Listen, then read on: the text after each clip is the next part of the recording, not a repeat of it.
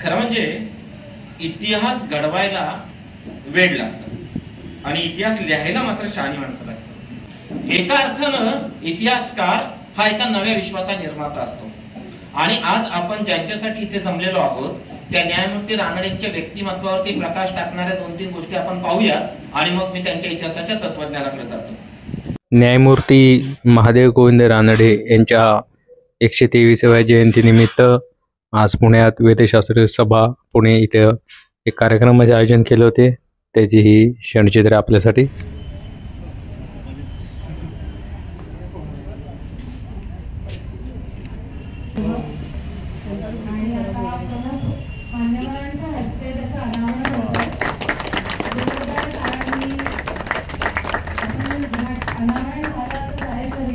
रमा माधव रानडे स्मृती समितीतर्फे आयोजित न्यायमूर्ती रानडे यांच्या 123व्या स्मृती दिनानिमित्त आपण सर्वजण जमलेलो आहोत। नमस्कार।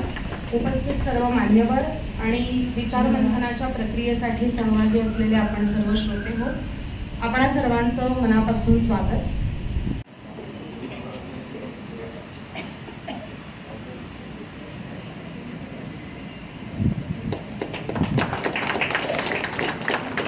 आणि 6-7 वर्षांपूर्वी ते लिहिलेलं आहे, किंबहुना त्याही आधी असेल, साल मला निश्चित माहिती नाही, आणि ते आपल्याच स्मरणिकेच्या ग्रंथोत्तेजक संस्थेच्या स्मरणिकेमध्ये सुद्धा प्रसिद्ध झालेलं आहे। तर आज आपल्यासमोर आधी न्यायदेव स्तवन सादर होणार आहे, सादर करतायत शर्वरी लेले।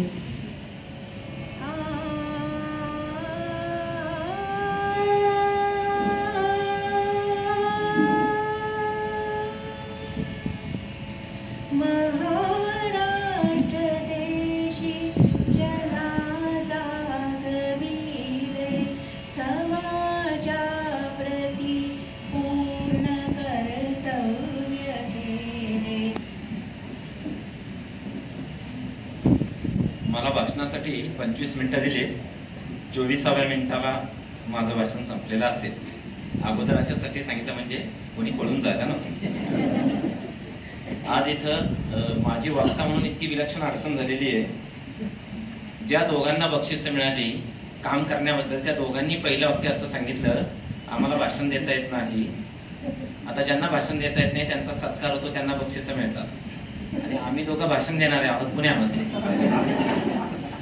तिसरी अडचण अशी महत्वाची होऊन बसली, आजच्या व्याख्यानाचा विलक्षण योगायोग। उजवीकडे बसले मोडी कागदपत्रांचे अभ्यासक की जे नेहमी असं सांगतात की इतिहास लिहिताना कागदपत्रांचा आधार घेतला पाहिजे। डावीकडे बसलेत वकील बाबू, जे असं सांगतात कायद्याच्या शब्दाबाहेर जायचं नाही। समोर बसली पत्नी, जिच्या समोर मी पहिल्यांदा सलग 24 मिनिटं बोलणार आहे। असा सगळा त्रिवेणी संगम इथं साधलेला आहे। श्रोत्यांमध्ये माझे गुरुदेव बसलेले आहेत, अनिल शिंदे बसलेले आहेत, मंदार बेडेकर आहेत, आणि हेरिटेज वॉक लाईनवर सगळे लोक बसलेले आहेत। त्यामुळे कुरुक्षेत्रावरती अर्जुनाची जी अवस्था झालेली होती, पाय लटलट कापतायत, हात थरथर कापतायत, असं जर माझं काही झालं तर तुम्ही मला जरा क्षमा करा। पुणे शहराचं वर्णन असं केलं जातं की इथं वेड लागल्यासारखं काम करणारे खूप माणसं आहेत। आजच्या आपल्या सभेमध्ये झाडं लावणारा माणूस आणि झाडं वाचवणारा माणूस अशा दोघांचे आपण सत्कार केले। खरं म्हणजे इतिहास घडवायला वेळ लागतो आणि इतिहास लिहायला मात्र शहाणी माणसं लागतात। हा इतिहास लिहिणं हे तसं तुलनेनं खूप अवघड काम असतं। इंग्लंडमध्ये एडमंड बर्ग जगाचा इतिहास लिहित होता। एवढ्यात पलीकडच्या एका घराला आग लागली आणि त्या घरातून 3 माणसं धावत पळत बाहेर आली। बर्गनी पहिल्या माणसाला विचारलं, काय रे काय झालं? तो म्हणाला, या घराचा मालक आहे ना, तो थोडासा कंजूस आहे, त्यांनी दूर बाहेर जाणारी जी शेगडी आहे ती दुरुस्त केली नाही, त्यामुळे घराला आग लागली। दुसरा नोकर बाहेर पळत आला, त्याला विचारलं, काय झालं? तो म्हणाला, इथे शॉक सर्किट झाला। तिसरा बाहेर पळत आला, त्याला काय झालं? हो म्हणे, या घराचा मालक सिगरेट ओढत होता, त्याने ती जाचमावरती टाकली, अख्खं घर पेटलं। हा घरी आला बर्ग आणि तो असं म्हणाला, आता घडलेल्या घटनेला 3 साक्षीदार आहेत आणि तिघे पूर्ण वेगळे सांगतात, आणि मी ज्या काळामध्ये जिवंतच नव्हतो त्या काळाचा मी इतिहास लिहित आहे, तर म्हणजे काय करायचं? इतिहासकारांसमोर अनेकदा जो पेच असतो तो असा असतो, आणि मग रानके जेव्हा असं म्हणतो, नो डॉक्युमेंट्स नो हिस्ट्री, इतिहासाचा एक वर्ग असं सांगत असतो की कागदपत्र नसतील तर इतिहास लिहायचा नाही. आता त्यातली महत्वाची अडचण अशी आहे, माझं लग्न जेव्हा झालं तेव्हा सगळा हिशोब मी लिहून ठेवला, कारण तेव्हा मला 4,824 रुपये 8 महिने पगार होता. फक्त मी संस्थेचं नाव सांगणार नाही, कारण बाबर हे सगळे शूटिंग करत असतात. काही वर्षांनी हा सगळा पुरावा माझ्या विरोधात जायचा, तर मग मी लग्नाचा सगळा खर्च लिहून ठेवला. त्या खर्चामध्ये मी सगळ्या गोष्टी लिहून ठेवल्या, याला एवढे खर्च झाला, त्याला तेवढा खर्च झाला. फक्त नवरदेवानं पोशाखावरती केलेला खर्च मी लिहिला नाही, कारण ते कपडे मला माझ्या मित्राने आणून दिले, त्यामुळे तो खर्च लिहायचा राहून गेला. आता 100 वर्षांनी माझ्या लग्नाचा खर्च ज्या इतिहासकाराला सापडेल त्यांनी काय निष्कर्ष काढायचा नवरदेव लग्नामध्ये. तर सांगायचा महत्वाचा मुद्दा असा की इतिहास लिहित असताना, इतिहास वाचत असताना आपल्याला अनेकदा अनेक गोष्टींचं भान ठेवावं लागतं. म्हणून इतिहासकाराला नो डॉक्युमेंट्स नो हिस्ट्री आणि सांगोळंगीने सांगितलेल्या कथा, लोकल हिस्ट्री, दंतकथा या सगळ्या काट्याकुट्यांनी भरलेल्या मार्गातून इतिहासकाराला पुढे जायचं असतं. कारण इतिहासकार त्या सगळ्या लोकांसमोर, आपल्या वाचकांसमोर एक नवीन विश्व उभं करत असतो. एका अर्थानं इतिहासकार हा एका नव्या विश्वाचा निर्माता असतो. आणि आज आपण ज्यांच्यासाठी इथे जमलेलो आहोत त्या न्यायमूर्ती रानडेंच्या व्यक्तिमत्वावरती प्रकाश टाकणाऱ्या 2-3 गोष्टी आपण पाहूया आणि मग मी त्यांच्या इतिहासाच्या तत्वज्ञानाकडे जातो. त्यांचं व्यक्तिमत्व कसं आहे तर गांधीजींचे गुरु गोखले आहेत आणि गोखलेंचे गुरु रानडे आहेत. याच्यात काय ते ओळखून घ्यावं. म्हणजे शिष्य किती मोठा तयार झालेला आहे पहा. म्हणून आपला समाज, राष्ट्र प्रगत व्हायचं असेल तर आपल्याला शाश्वत मूल्यांचा पाठपुरावा करणं आवश्यक आहे. आणि त्या अर्थाने न्यायमूर्ती रानडे हे राजाराम मोहन रॉय यांचे वारस आहेत. अख्ख्या महाराष्ट्रामध्ये, मुंबईमध्ये आणि साताऱ्यामध्ये फक्त राजाराम मोहन रॉय यांच्या नावाची पाठी, बाकी पुण्यामध्ये सुद्धा अजूनही राजाराम मोहन रॉय यांच्या नावाचा रस्ता नाही. त्या राजाराम मोहन रॉय यांचा वैचारिक वारसा जो त्यांनी आपल्याला बंगालमध्ये दाखवून दिला तो खऱ्या अर्थानं महाराष्ट्रामध्ये त्याला अधिक उन्नत, अधिक विकसित रूप द्यायचं काम जर कोणी केलं असेल तर ते न्यायमूर्तींनी आपल्या इथं केलं. त्यामुळं त्यांचं व्यक्तिमत्व कसं होतं तर पराकोटीची नैतिक वृत्ती त्यांच्यामध्ये होती. त्यांची विकसित चेतना शक्ती, निखळ परार्थपरायणता, मातृभूमीवरची गाढ निष्ठा असं सगळं त्यांच्यामध्ये दिसतं.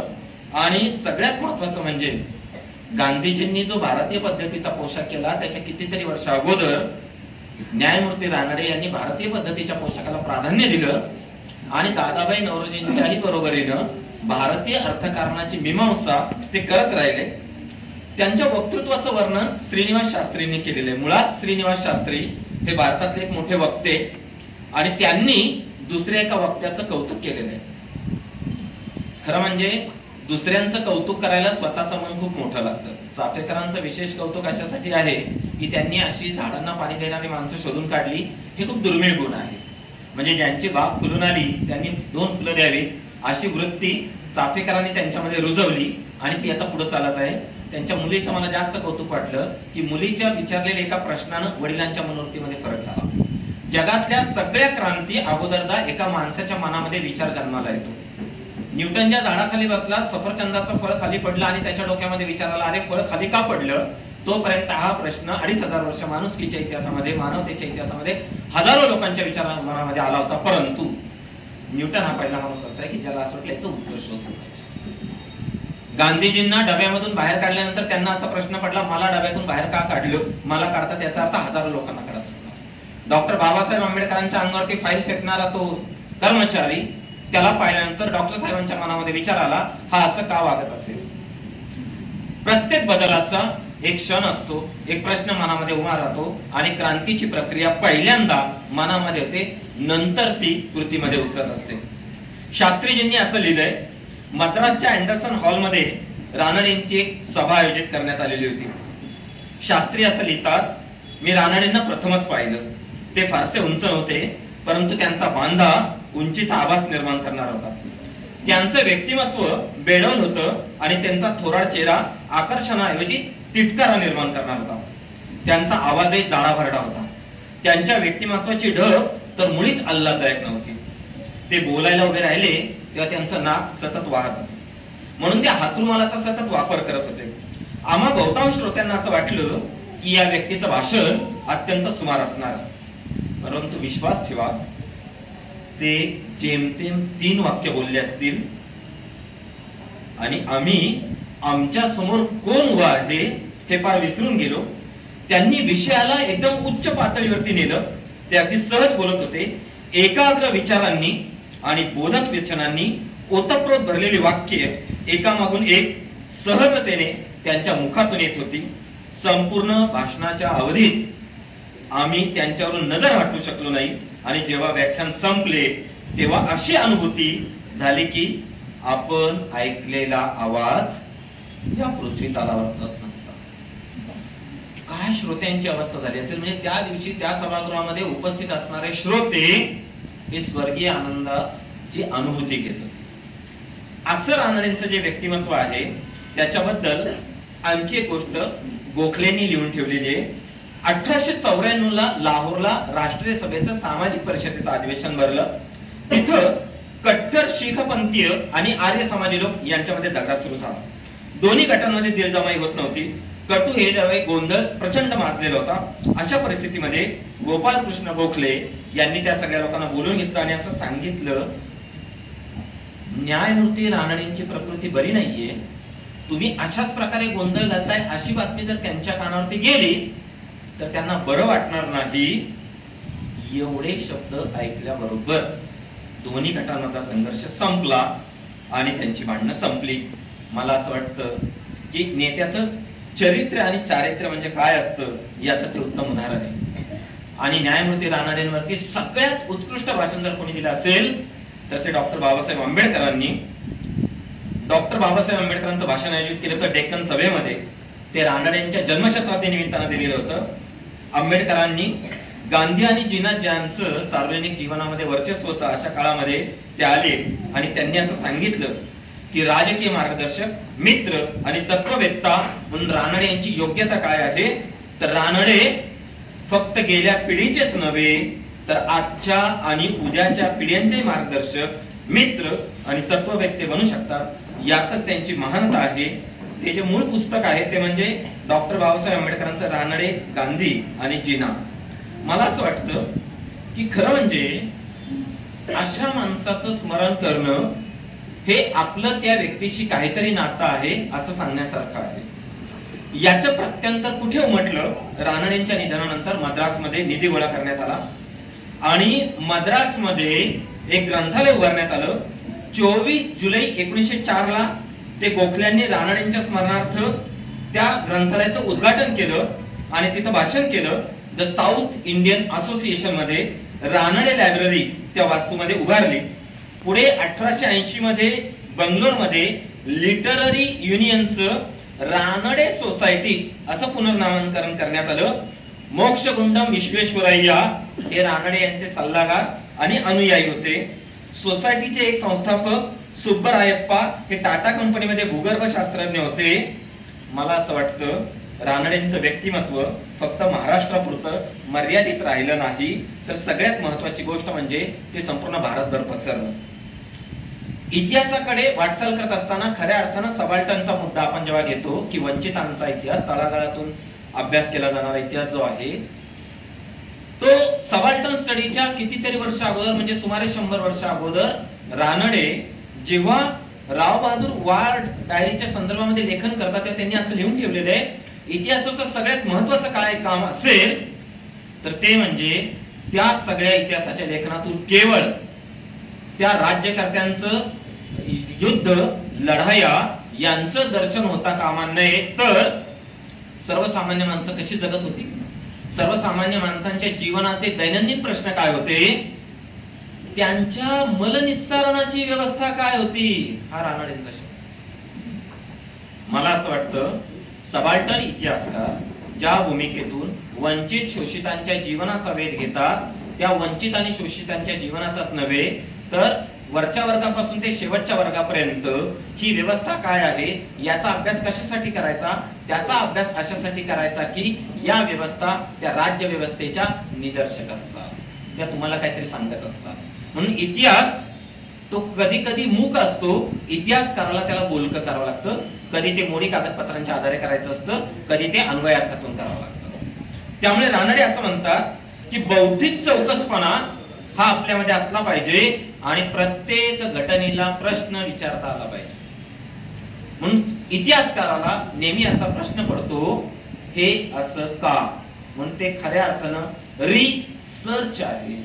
पुन्हा पुन्हा पुन्हा पुन्हा पुन्हा पुन्हा प्रश्न विचारायला लागतात. छत्रपती शिवाजी महाराज आग्र्याहून राजगडावर कसे आले असतील याच्यावर एकमत नाही. सुदैव एवढंच आहे ते परत आले होते याच्यावर तरी इतिहासकारांचं एकमत आहे. जेव्हा केव्हा पुरावा सापडेल तेव्हा ते खरं.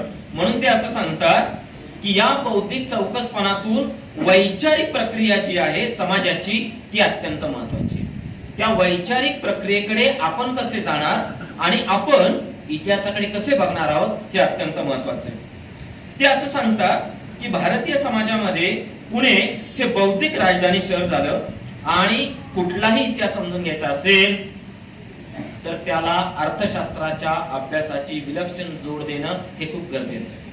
अलीकडे स्पेशलायझेशनच्या नावाखाली काय झालंय, उजव्या कानाचा डॉक्टर, डाव्या कानाचा डॉक्टर, उजव्या नागपुरीचा डॉक्टर, फक्त मोबाईल उजव्या कानाला धरणारा डॉक्टर, डाव्या मोबाईल कानाला धरणारा डॉक्टर, असेच फक्त आता उदयाला यायचं राहिले. इतकं स्पेशलायझेशन होत चाललंय. रानडे असं सांगतात, खऱ्या अर्थानं इतिहास समजून घ्यायचा असेल तर आपल्याला अर्थशास्त्र कळलंच पाहिजे. म्हणून तर महाभारतामध्ये म्हटलंय अर्थस्य पुरुषोदास.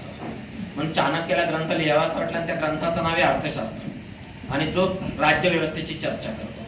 म्हणून राज्यशास्त्र आणि अर्थशास्त्र खरं म्हणजे हे दोन विषय एकमेकांपासून वेगळेच करता येऊ शकत नाही असं डॉक्टर भगव बापट यांनी, माझे गुरु, त्यांनी मला अनेकदा समजावून सांगितलं. आणि आज जगातली कुठलीही घडणारी घटना घ्या, आंतरराष्ट्रीय राजकारणावरची, देशातल्या राजकारणावरची, त्याच्या मागचे पदर आपण जेव्हा उलगडत जातो तेव्हा असं आपल्या लक्षात येतं की या सगळ्याची सूत्र ही आर्थिक घटकांकडे आहेत.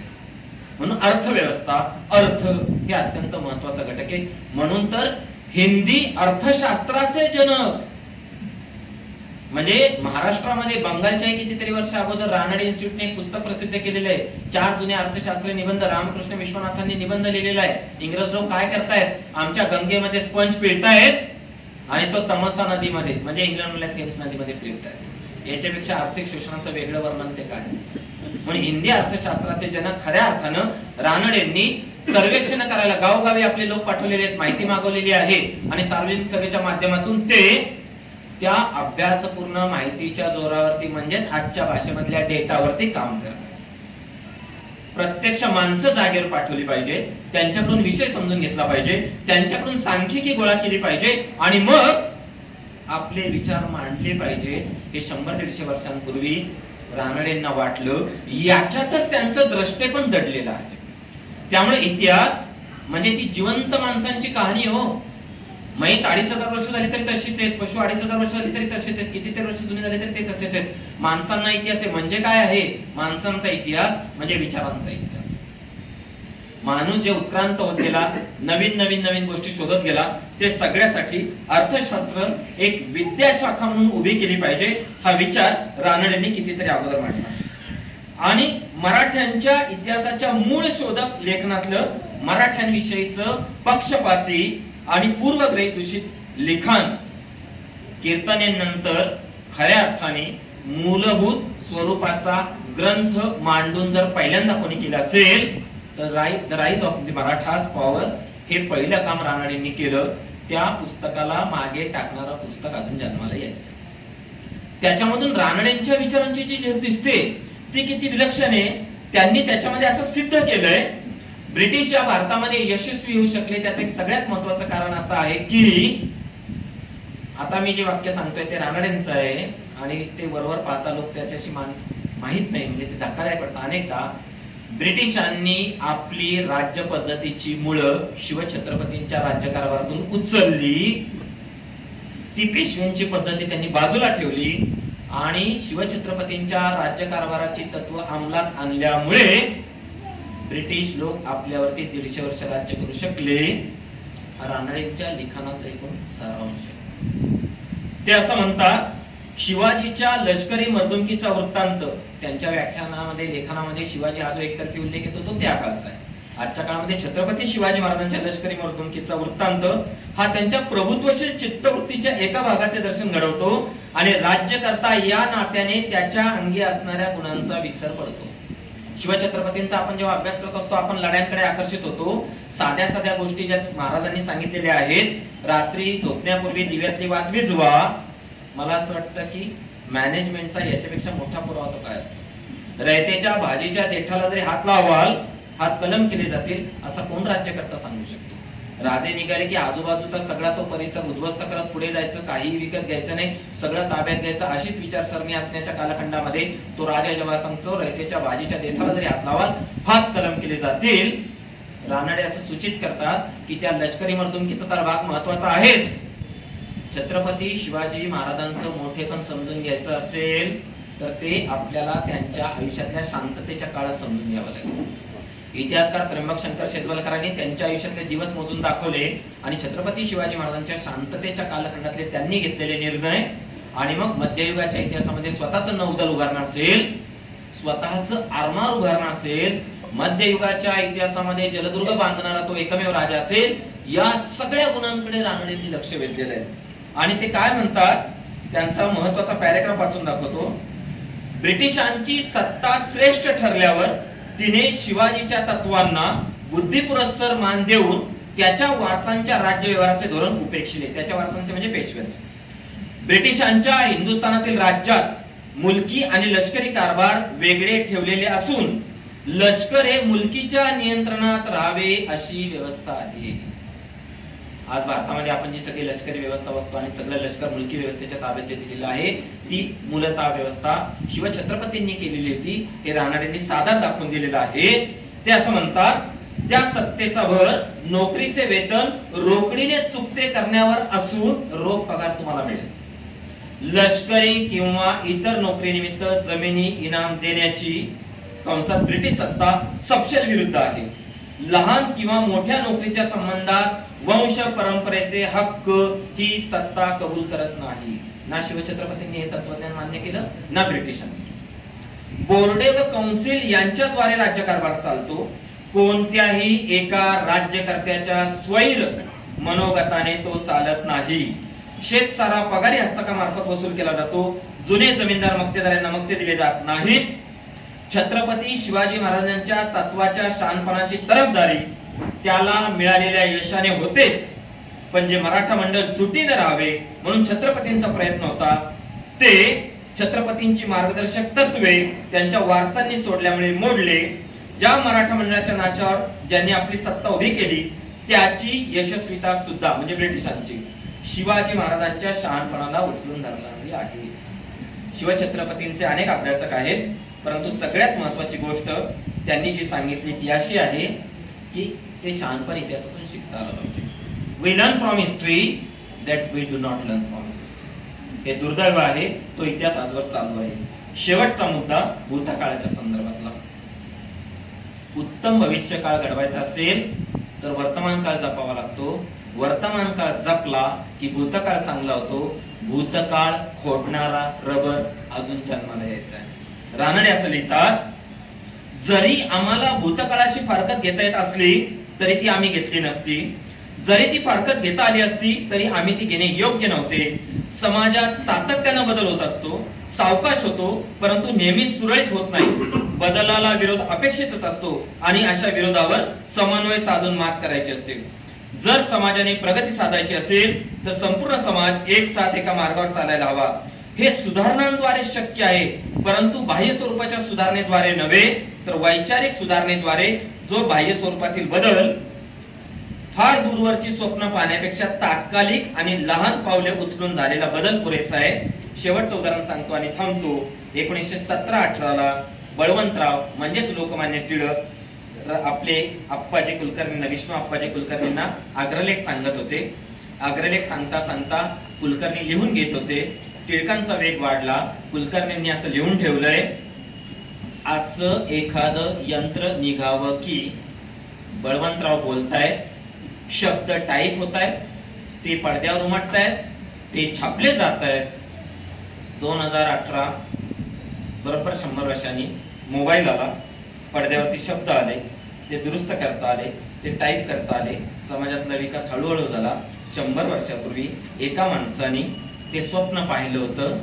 ते स्वप्न ज्यांनी पेरलं ते न्यायमूर्ती रानडे आहे. धन्यवाद. धन्यवाद सर. मला जे काही अल्पशा बुद्धीला पटलं समजलं ते थोडं इथे मांडायचा प्रयत्न करायचा म्हणून मी लिहून आणलं होतं. त्यात एक उल्लेख करायचं राहिलेलं वाक्य आता सांगते. मगाशी सरांनी उल्लेख केला की डॉक्टर बाबासाहेब आंबेडकर यांनी काय मत मांडलं किंवा हे काय बोलले रानड्यांविषयी. तर मला एक असं वाक्य अभ्यास करताना सापडलं. हिंदुस्थानाच्या म्हणजेच अर्वाचीन इतिहासामध्ये विद्वत्ता, व्यवहार चातुर्य, दूरदृष्टी या गुणांमध्ये रानड्यांच्या जोडीला बसवण्याजोगी दुसरी व्यक्तीच सापडणं शक्य नाही, असं स्वतः डॉक्टर बाबासाहेब आंबेडकर यांनी उद्धृत केलं एका ठिकाणी. आणि त्याचबरोबर ते असं म्हणाले की ज्ञानाच्या विषयाला स्पर्श केला आणि त्या विषयात रानड्यांनी पारंगतता मिळवली नाही असा खरोखर एकही विषय शिल्लक नाही. यानंतर कार्यक्रमाचं अध्यक्षीय भाषण होईल. डॉक्टर मंदार लवाटे सरांना मी विनंती करते की त्यांनी आपलं मनोगत व्यक्त करावं.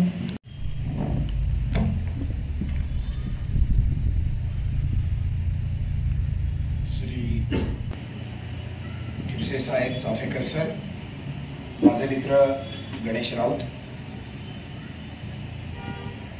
झाडांना जीव लावणारे ढगे साहेब आणि कोलते साहेब आणि उपस्थित सर्व मान्यवर, मला एक सुंदर भाषण ऐकायला मिळालं. राऊत सर हे खूप काळ इतिहासामध्ये आहेत, प्राध्यापक आहेत आणि इतिहासाव्यतिरिक्त त्यांचं पुस्तकाचं खूप वाचन आहे. त्यामुळे ते जे बोलतात त्या ऐकायला मजा येणार यात काही शंकाच नाही. रानड्यांवर बोलायचं म्हणजे कोणीही रानड्यांचं एक चरित्र शोधेल आणि त्यावर बोलेल, सोपी गोष्ट आहे ते. पण सरांनी आज त्यासाठी किती संदर्भ शोधलेत ते आपण या ठिकाणी बघितलेलं आहे. बऱ्याच त्यांना त्यासाठी खूप पुस्तकं वाचायला लागली असतील, पण हे अशा पद्धतीचं भाषण ऐकायला मिळलं की त्या वक्त्याचा खूप मोठा अभ्यास असतो यात शंका नाही.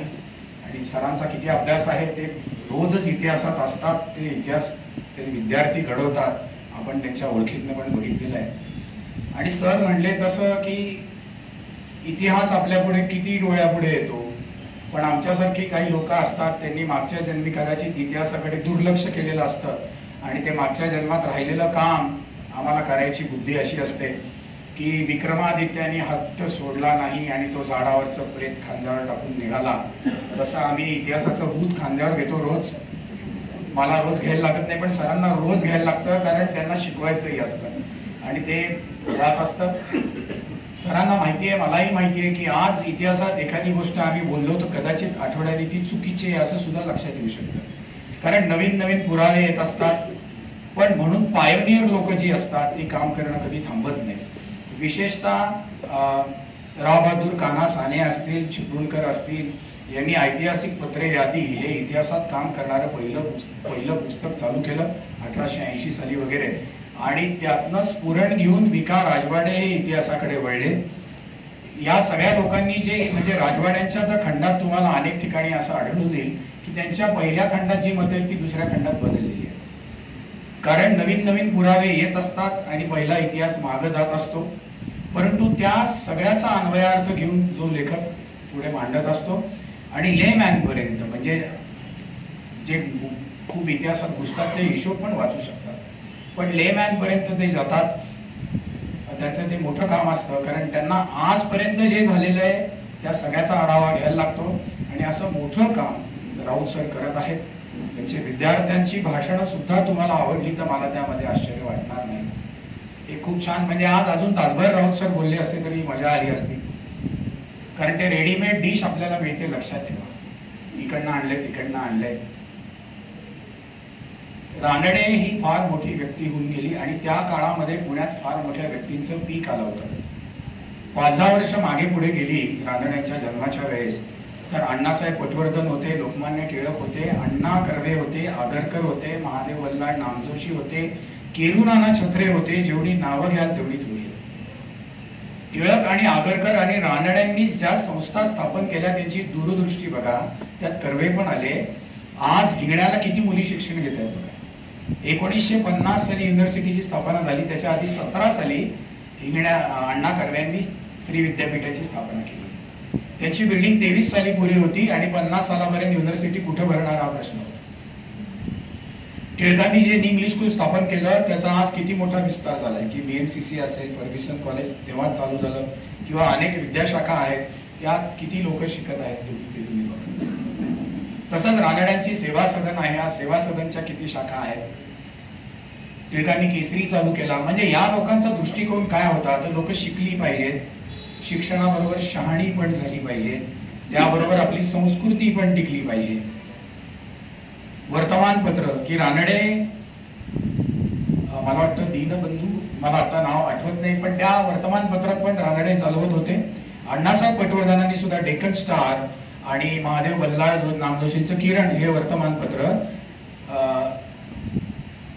अण्णासाहेब पटवर्धनांमुळे जातं. केसरी विषयी तर काही वेगळं बोलायची गरजच नाहीये की केसरी पार कराची पर्यंत जात असे. एवढी मोठी लोक त्या काळात जन्माला आली. महादेव रानडे हे अगदी पहिल्या फळीतले शिक्षणामध्ये आलेली लोक की पहिल्या काळामध्ये जी लोक मॅट्रिक झाली त्यात महादेव रानडे होते. अल्पावधीत ते BA झाले. त्या काळामध्ये BA ला करिक्युलम नसायचं, फक्त विषय असायचे. यात लक्षात घ्या की तुम्हाला इतिहास हा विषय दिला, मग तो 2000 वर्षापूर्वीचा आहे, अर्वाचीन आहे का मध्ययुगीन आहे ते नाही सांगणार तुम्हाला. तुम्हाला वाटेल ते पडेल त्यात. मग नाणकशास्त्र पडेल, विरगळ पडेल, शस्त्रांचा इतिहास पडेल, माणसांचा इतिहास पडेल, इंग्रजी सत्तेचा इतिहास पडेल. अभ्यास करायचा कसा? पण रानड्यांनी ते केलं.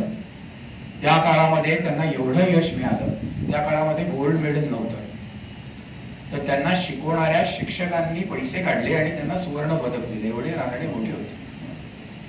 रानड्यांना 1880च्या सुमारास वगैरे 800 रुपये पगार होता. त्या काळामध्ये ते अतिशय मान्यता प्राप्त झालेले न्यायमूर्ती होते. रानड्यांनी एका खटल्यामध्ये एका युरोपियन माणसाविरुद्ध निकाल दिला. टाइम्स ऑफ इंडियानी युरोपियन माणसाला शिक्षा दिली आणि हिंदी माणसाला सोडून दिले. साहजिकच ब्रिटिशांचा रूल असलेला आता काळ होता आणि टाइम्स ऑफ इंडियानी किंवा टाइम्स ऑफ इंडियामध्ये त्यांच्या विरुद्ध लिहून आलं. त्यावेळेस ठाण्याचा जो डिस्ट्रिक्ट जज होता तो युरोपियन होता किंवा ब्रिटिश होता आणि त्यांनी त्यामध्ये लिहिलं की रानड्यांनी लिहिलेला निकाल हा कायद्याला धरू नये. की रानडे फार मोठे होते. मोठ्या माणसांची चरित्र अभ्यासताना आपल्याला खूप काळ त्यामध्ये घालवायला लागतो, पण या सगळ्या लोकांची चरित्र आवर्जून वाचली पाहिजे. त्या संस्था ज्या स्थापन केल्या त्यात या संस्थेचं महत्व मी सांगतो आणि मलाही 14 मिनिटं दिले. सरांचं अनुक्रमण करून मी 13.5 मिनिटाला वगैरे थांबले. स्टॉपवॉच लावलेला आहे. लोकांनी आपल्याला टाळ्या वाजवून थांबू नये हे प्रत्येक वाक्याने लक्षात ठेवलं पाहिजे. पेशवे दफ्तरमध्ये कागद बघत असताना मला काही कागद मिळाले. त्यामध्ये निरनिराळ्या गावातल्या लोकांना दिलेली वर्षासनं होती. वर्षासनं म्हणजे काय तर त्या गावातला कोणीतरी माणूस पेशव्यांकडे जातो आणि म्हणतो मी वेद शिकतो पण तुम्ही मला काहीतरी चरितार्थासाठी द्या. मग त्याला कधी कॅश रक्कम दिलेली असते, कधी शेती दिलेली असते. आजच्या भाषेत मी त्याला फेलोशिप असं म्हणेन, जी आज मिळत नाही. फेलोशिप चांगली, विद्यार्थी तयार होत नाही. याची गरज काय आहे तर युट्यूबवर मी एक व्हिडिओ बघितला की ऋग्वेद, माफ करा, रुद्र जे आपण म्हणतो त्यामध्ये 2 भाग आहेत. पहिला नवक असा विभाग आहे, 11 भाग आहेत त्यातले, त्यांनी शंकराला नमन केलेलं आहे. आणि दुसरा चमक असा विभाग आहे, त्यामध्ये सगळं मागणं आहे शंकराला की मला हे मिळू दे, मला ते मिळू दे. आणि त्यातल्या एका चमकामध्ये संख्यात्मक मागणे, 11 चमे, 13 चमे, 15 चमे, 17 चमे, 19 चमे, 11, 13, 15, 17, 19. तो साऊथ इंडिया मधला माणूस सांगत होता की हेच म्हणजे E=mc² कसं आहे. पाश्चात्यांना या कल्पना 300-400 वर्षापूर्वी कळल्या किंवा त्याहून अलीकडे कळल्या, पण तुमच्या माझ्या पूर्वजांना हे सगळं आधीच माहिती होतं. रँगलर परांजपे जेव्हा विलायतेत जाऊन रँगलरहून आले तेव्हा त्यांचं फर्ग्युसन कॉलेजमध्ये एक व्याख्यान होतं आणि पाश्चात्य देशात झालेल्या गणितातल्या घडामोडी यावर त्यांनी एक व्याख्यान दिलं आणि ते कसे पुढे आहेत आणि आपल्याकडे कसं हे नाही. त्यांच्या दुर्दैवाने त्या सभेचे अध्यक्ष टिळक होते. टिळक बोलायला उठले आणि टिळकांनी वेदातल्या रुचाच म्हणून दाखवल्या. ते म्हणले हे जे आता तिकडं जे कळले ना ते आपल्याकडे आधीपासून माहिती आहे. त्यामुळे वेदशास्त्रोत्तेजक सभा याचं महत्व किती आहे ते रानड्यांनी ओळखलं होतं. जी फेलोशिप बंद झाली त्या शिकणाऱ्या लोकांचा कुठंतरी काहीतरी सोय झाली पाहिजे या हेतूने त्यांनी ही सभा स्थापन केली असते. आज काय झालंय तुम्हाला सांगतो. वेद लोकांनी उगाच पाठ केले नाहीत. ती कुठल्या पिक्चर मधली गाणी नाहीत. आज त्यातला आपल्याला अर्थ कळत नाही किंवा त्याचा आपल्याला उपयोग माहिती नाही. हे आपलं दुर्दैव आहे. आज घनपाठी म्हणजे काय सांगायची वेळ आली. दशग्रंथी म्हणजे काय सांगायची वेळ आली. तुम्ही आवर्जून घरी जाऊन युट्यूबवर बघा घनपाठी म्हणजे काय असतं. आज घनपाठी राहिलेच नाही. त्यांना पैसे नाहीत, त्यांना फेम नाही. का लोक जातील तिथे. म्हणजे माझं तर असं मत आहे की ज्याची परिस्थिती चांगली नाही त्यांची मुलंच याज्ञिकी किंवा वेद शिकायला जातात. ज्याचा बाप IT मध्ये मोठा आहे तो मुलाला वेदपाठ शाळेत घालणार नाही. तो म्हणेल तू इंग्लिश मीडियम मध्ये जा, तू IT मध्ये ये, तू डॉक्टर हो, तू इंजिनियर हो. पण का वर्षानुवर्ष रामेश्वर पासनं वरती ज्योतिर्मठापर्यंत आणि पश्चिम किनाऱ्यापासून पूर्व किनाऱ्यापर्यंत भारतातल्या लोकांनी वेद कंठस्थ का केले असतील आणि ते पुढच्या पिढीकडे का सोपवले असतील. QR कोड नावाची एक गोष्ट आली आहे. तुम्ही स्कॅन केलं की तुम्हाला गाणी ऐकू येतील, तुम्हाला पिक्चर दिसेल, तुम्हाला पुस्तक वाचता येतील, तुमचं पुस्तक ट्रान्सफर होईल. ती गोष्ट 15-20 वर्षापूर्वी नव्हती. 15-20 वर्षापूर्वी कोणालाही कुठलाही QR कोड दाखवला असता म्हणलं असतं ही काय आकृती आहे. आज दुर्दैवाने असं झालं की वेद आपल्याला QR कोड झालेत, फक्त स्कॅनर आपल्याकडे नाहीये जो पूर्वी कुठेतरी होता. आणि आज म्हणून पूर्वी नव्हतं इतकं महत्व या गोष्टीला उत्तेजन द्यायला आलेलं आहे. पाश्चात्य देशामध्ये त्याचा अभ्यास चाललाय पण आपल्याकडे मात्र तो अभ्यास होत नाही. अनेक गोष्टी आपल्या अशा आहेत की आपल्याकडे त्याचा अभ्यास होत नाही. पण 1880 साली किंवा महादेव रानड्यांच्या काळात जी काही लोक जन्माला आली होती आणि जी काळाच्या पुढे बघत होती आणि त्यांना असं लक्षात आलं की यासाठी संघटित संस्थात्मक प्रयत्नाची गरज आहे आणि त्याचं फलस्वरूप म्हणून ही आज संस्था आहे. त्याच्या पत्नीचंही काम तेवढं मोठं आहे की सेवा सदन सारखी संस्था त्यांनी स्थापन केली. ग्रंथोत्तेजन. लोक शिकली पाहिजे नाही, ग्रंथ वाचून शहाणी पण झाली पाहिजे. हा पण दृष्टिकोन त्यांचा यामध्ये होता. आणि खरोखर त्या काळामध्ये जी फार फार मोठी लोक होऊन गेली आणि त्यांनी ज्या संस्था उभ्या केल्या. आज सुदैवानी त्या काळात बऱ्याच जणांनी बऱ्याच संस्था स्थापन केल्या. पण आज सुदैवानी त्यांनी ज्या ज्या संस्थांचं बीज रोवलंय त्याच्या मोठे मोठे वटवृक्ष झालेले आहेत. आणि कालांतराने त्याचा उपयोग काय काय संस्थांचा तर थेट उपयोग होतोच आहे पण इतर संस्थांचा सुद्धा म्हणजे द्रष्टे. पण बघा महादेव रानड्यांनी पेशवे दफ्तरला किंवा आता ज्याला पुणे आर्काइव्ज म्हणतात तिथे 4 कोटी कागद आहेत. ते प्रसिद्ध व्हावे याची सुरुवात महादेव रानड्यांनी केली आहे. आणि आज त्यानंतर तिथले अतिशय मोजकेच कागद प्रसिद्ध झाले. म्हणजे योजकच तर दुर्लभ असं म्हणतात की योजक असणं किती गरजेचं आहे हे त्यातनं आपल्याला लक्षात येतं. आणि मगाशी म्हणलं तसं की या विषयावर बोलावं तेवढं खूप आहे. महादेव रानड्यांची किंवा त्यांनी केलेल्या संस्थांची त्यांची जी पत्नी होती त्यांचं सुद्धा काम अत्यंत मोठं आहे. ते जरूर अभ्यासण्यासारखं आहे, जरूर वाचण्यासारखं आहे. आज YouTube आणि नेटच्या जमान्यातनं तुम्हाला ते भरपूर वाचता आणि ऐकता सुद्धा येईल. त्यावर काही चांगली पॉडकास्ट पण असतील ते तुम्ही जरूर ऐका. परत एकदा मी मला आज इथे अध्यक्ष म्हणून बोलवलं याबद्दल मी धन्यवाद देतो. आणि प्राध्यापक डॉक्टर गणेश राऊतांनाही धन्यवाद देतो की त्यांनी भरपूर ठिकाणी कष्ट करून अनेक वनस्पती गोळा करून एक उत्तम काढा आम्हाला दिला की जो कडू नव्हता, जो ऐकायला मजा आली. आणि तुमच्या सगळ्यांचे पण धन्यवाद. उपस्थित आहेत श्रद्धाताई परांजपे, आपल्या वेदशास्त्रोत्तेजक सभेच्या त्या कार्यवाह आहेत. त्यांनी संस्कृती सरिता म्हणून YouTubeवरती एक चॅनल चालू केलं आहे आणि त्यातून वेदांविषयीचं थोडं ज्ञान त्या छोट्या छोट्या व्याख्यानांमधून आपल्यापर्यंत पोहोचवण्याचा तो एक प्रयत्न आहे.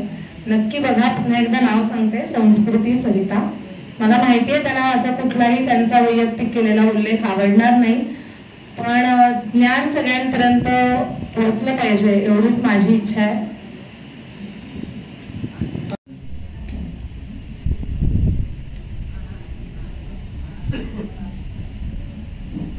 नमस्सभायै सभापतीभ्यश्च नमः. आभार प्रदर्शनाकडे वळण्यापूर्वी डॉक्टर लवाटे सरांनी आता जो उल्लेख केला घनपाठींचा, त्याबद्दल थोडंसं आधी मी इथे सांगू इच्छिते की 91 सालापासून वेदसभेशी कामामध्ये जोडल्यामुळे इथे दरवर्षी आम्ही ज्या परीक्षा घेतो त्या परीक्षांमध्ये 91 सालापासून आतापर्यंत जे घनपाठी विद्यार्थी उत्तीर्ण झालेले आहेत की ज्यांनी सभेची परीक्षा दिली, त्या व्यतिरिक्त हजारो घनपाठी दक्षिण भारतामध्ये आहेत. पण आतापर्यंत घनपाठी म्हणून सभेची परीक्षा उत्तीर्ण झालेल्यांची संख्या 700च्या वर आहे. आणि याच निमित्ताने आभाराकडे वळण्यापूर्वी एक सांगायचंय की वेदशास्त्रोत्तेजक सभेला 150वं वर्ष पूर्ण होणार आहे. येत्या भाद्रपद शुद्ध प्रतिपदेला 150वं वर्ष लागेल. 4 सप्टेंबर 24 ते 25 सालापर्यंत आम्ही शतकोत्तर सुवर्ण महोत्सव साजरा करणार आहोत. आणि आपण जी अपेक्षा व्यक्त केली त्या माध्यमातून या सर्वांना मी सांगू इच्छिते, आपणा सर्वांना, की वेद आणि शास्त्र यांचा परिचय जनसामान्यांना व्हावा म्हणून अनेक ऑनलाईन व्याख्यानं आम्ही त्यात देणार आहोत, ज्यामध्ये वेद आणि शास्त्र ही जी प्राचीन भारतीय ज्ञान परंपरा आहे त्याचं महत्व आणि त्याचं ज्ञान हे सर्व लोकांपर्यंत जाण्याचा प्रयत्न आम्ही या माध्यमातून नक्कीच करणार आहोत. आता आभाराकडे वळते. आजचे प्रमुख पाहुणे आणि अध्यक्ष हे उत्तम वादपटू आहेत. ऋग्वेदातल्या ज्ञानसूक्तामध्ये वाड देवतेच्या मूर्तीचं वर्णन करताना असं म्हटलंय की वाणी ही कोणावर प्रसन्न होते, तर काही लोक असे असतात की त्यांना वाणीची मूर्ती दिसते पण तिचं आकलन होत नाही. काही असेही असतात की ज्यांना शब्द कानावर पडतात पण त्याचा अर्थ समजत नाही. पण आज हे जे दोघे इथे वादपटू बसलेले आहेत, प्रमुख पाहुणे आणि अध्यक्ष, त्यांनी महाकवी कालिदासाने जे म्हटलंय की विद्याम अभ्यसनेनैव प्रसादयितुमर्हसि, त्यांनी अथक परिश्रम आणि अभ्यास करून वाग्देवतेला प्रसन्न केलंय. आणि म्हणून ज्ञानसूक्तातली ऋचा मला पुन्हा इथे आठवते. भद्रैषाम लक्ष्मीर निहिताहि वाची, यांच्या वाणीमध्ये श्रेष्ठ अशी लक्ष्मी म्हणजे सौंदर्य, शोभा यांच्या वाणीमध्ये आहे. आणि त्याचा प्रत्यय आपण सर्वांनी आता घेतलेलाच आहे. त्यांच्या या वाणीतल्या जे सौंदर्य आहे, ज्या सौंदर्याने आपल्या सर्वांना इथे खिळवून ठेवलं, त्याबद्दल मी त्या दोघांना शतशः धन्यवाद देते. त्याचबरोबर संस्कृत भाषेमध्ये एक सुभाषित आहे, वृक्षाचं महत्व सांगितलंय तिथे. छाया मन्यस्य कुर्वन्ति तिष्ठन्ति स्वयमातपे फलान्यपि परार्थाय वृक्षाः सत्पुरुषा इव. वृक्ष हे सज्जनाप्रमाणे असतात, सत्पुरुषाप्रमाणे असतात. ते काय करतात तर कवी असं म्हणतो की ते स्वतः उन्हामध्ये उभे राहतात पण दुसऱ्याला मात्र सावलीच देतात आणि त्यांची फळं देखील स्वतःसाठी नसतात, ती दुसऱ्यासाठीच असतात. अशा वृक्षांचं महत्व जाणून घेऊन त्यांचं संगोपन आणि संवर्धन करणारे श्रीयुत ढगे आणि श्री कोलते यांनी आमच्या विनंतीला मान दिला आणि इथे सत्काराचा स्वीकार केला. त्याबद्दल त्यांचं मी अभिनंदन पण करते आणि त्यांना शतशः धन्यवाद देते.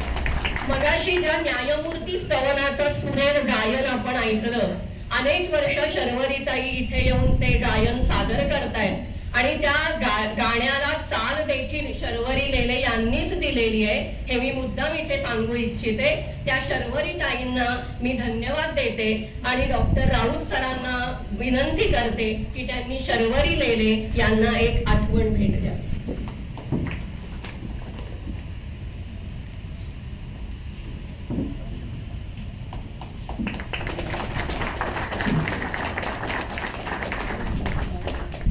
तसंच आपल्या सूत्रसंचालनाने जिने या कार्यक्रमात रंगत आणली, सौ शाल्मली व्यास म्हणजे धनश्री आमची, तिलाही मी धन्यवाद देते आणि डॉक्टर लवाटे सरांना विनंती करते की त्यांनी तिला सदिच्छा भेट द्यावी.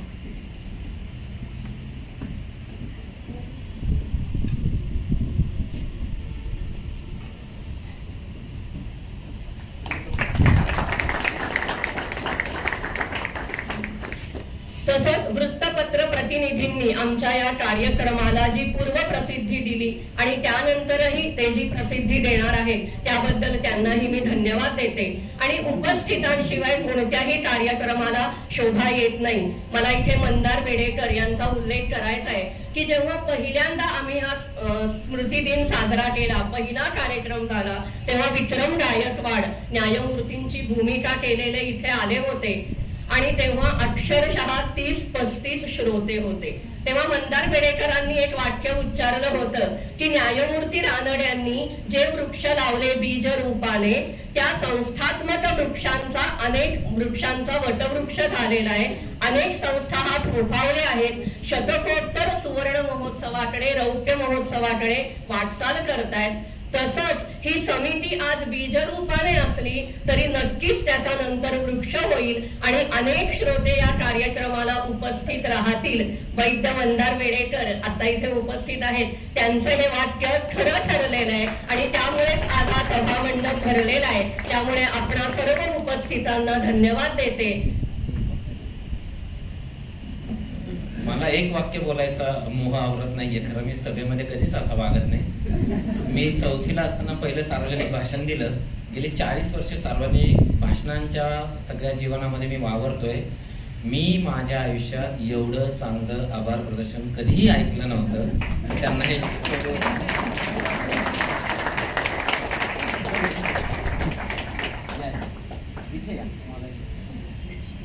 खूपच छान।